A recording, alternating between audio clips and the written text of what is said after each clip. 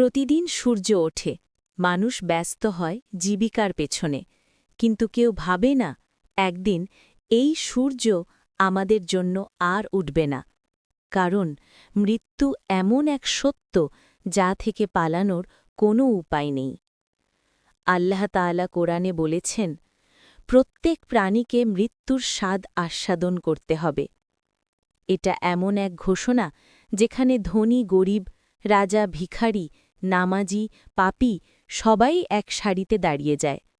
মৃত্যু কাউকে ছাড় দেয় না। মৃত্যু নিশ্চিত, সময় অনিশ্চিত। আমরা জানি মরতে হবেই, কিন্তু কবে, কোথায়, কেমনভাবে কেউ জানে না। কেউ ঘুমাতে গিয়ে জেগে ওঠে না, কেউ রাস্তায় বেরিয়ে আর ফেরে না, কেউ হাসপাতালেই শেষ নিঃশ্বাস নেয়। মৃত্যু হল এমন এক অতিথি যার আগমনের খবর আগে দেওয়া হয় না। মৃত্যু শুরু, শেষ নয়।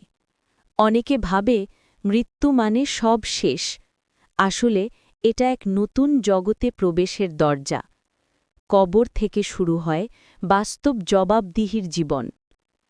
রসূল সাল্লাল্লাহু আলাইহি ওয়াসাল্লাম বলেছেন, কবর হচ্ছে আখিরাতের প্রথম ধাপ। যদি কেউ তাতে সফল হয় তবে পরবর্তী ধাপগুলো সহজ হবে, আর যদি ব্যর্থ হয় তবে পরের ধাপগুলো আরও কঠিন হবে। মৃত্যু সব গর্ব মাটিতে নামিয়ে দেয়। যে রাজা একসময় হাজার সৈন্য নিয়ে চলত, মৃত্যু তাকে এক গজ কাপড়ে ঢেকে মাটিতে শুইয়ে দেয়। যে বলত, আমি যা চাই তাই করব, মৃত্যুর সামনে সে একদম অসহায় হয়ে যায়।